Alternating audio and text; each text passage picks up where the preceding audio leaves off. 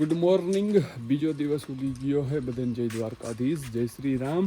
હાલો ભાઈ, કિના લગ્ન આવી રહ્યા છે. કિને ભાઈ વિડીયો શૂટિંગ ને હાલો ભાઈ ફોટોગ્રાફી કરવાની, ફટાફટ ઓર્ડર કરો, ડીએમ કરો મને.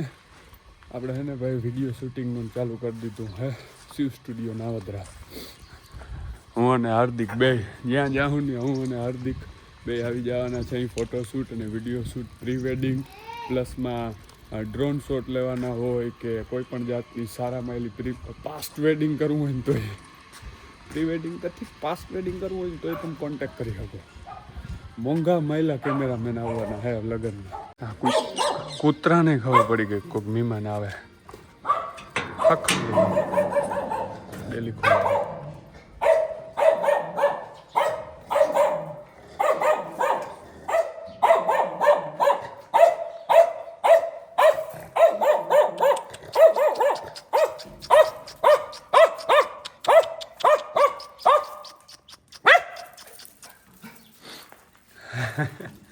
કતડીનો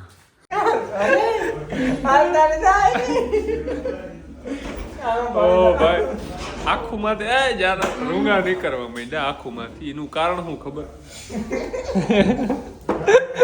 કોઈને રમતા આવડતું નથી પણ બધા બેસી ગયા. જઈ લે ફૂલ જારો જજો જારો જજો. આ ડીઓ આવે વિડીયો આવે.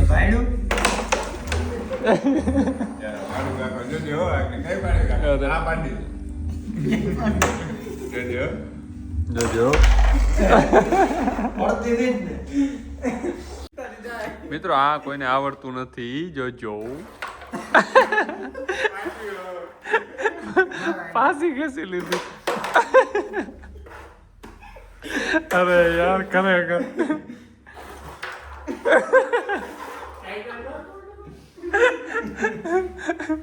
પછી તો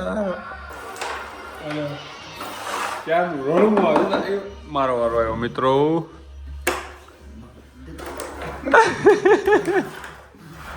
અમે છે ને ધીરી થઈને વાળા માર ટપી જાય બધું. એક કાકરી નથી પડતી. એક કાક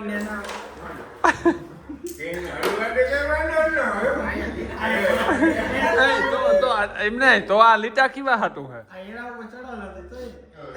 હા હાલો ક્યાં ગઈ હવે ઓલી પાસી જ આવે યાર.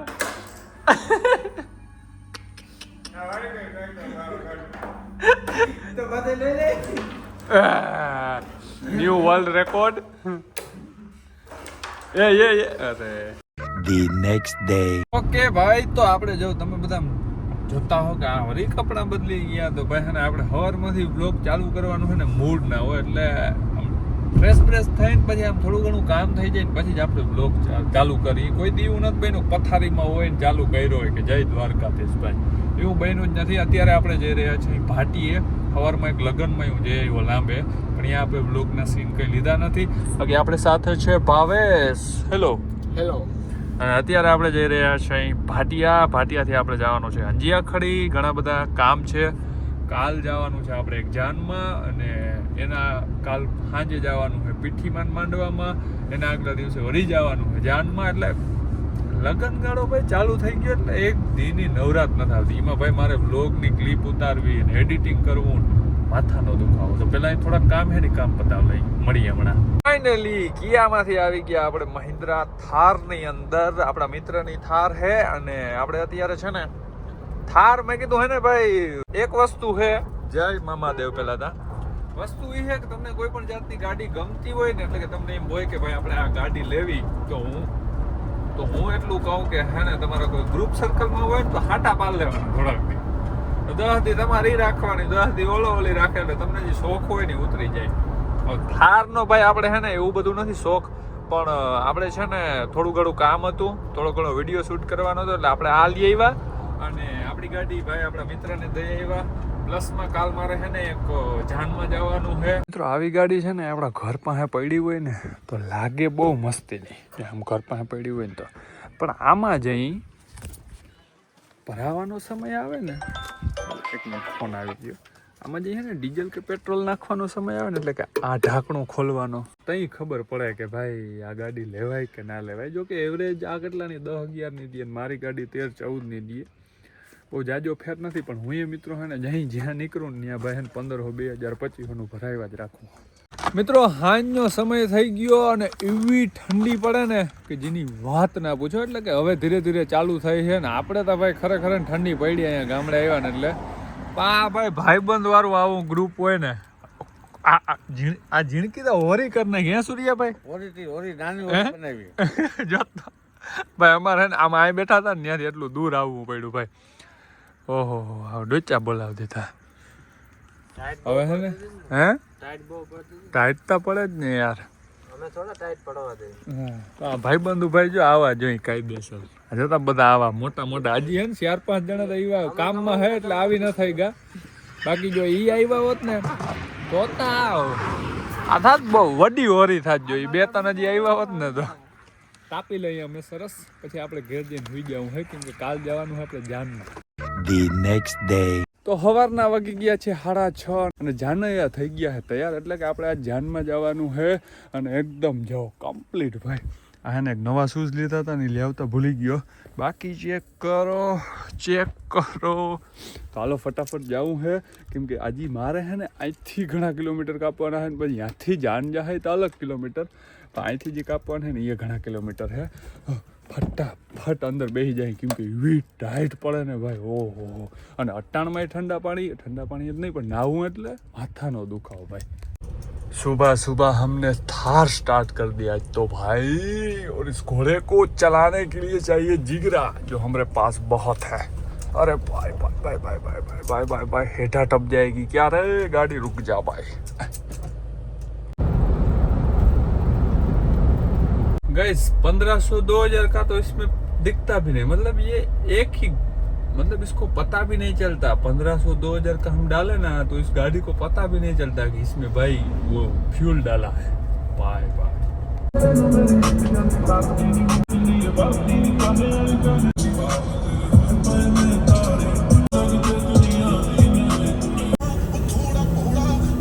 મિત્રો વરરાજાના ભાઈઓ જરા વરરાજાન ભાઈ હવારમાં પેટીયું હારે. આમાં પૈસા નથી લઈ જતા તમે પેટીયું હારો. મિત્રો જાન નીકળી ગઈ હોય અને આપણે જો એકાદો ચાંદલો આગળ જ કરી લીધો પેટ્રોલ પંપે, હજી એક જો અહીં ચાંદલો કરવાનો છે નાનકડો. પણ આપણે વરરાજાનો ભાઈ ભેગો છે ને એટલે 1% ટેન્શન નથી જરાય. ઉપર સ્કેનર છે ને કે હાલો જા કપાઈ જ ગયા મિત્રો સીધા ચાંદલો. મેં તો કીધું નહીં થાય તો હાલ ગયા. ઓહો બીજી એક ઓડી ને બોલેરા આઉટમાં હાલી ગયો ભાઈ.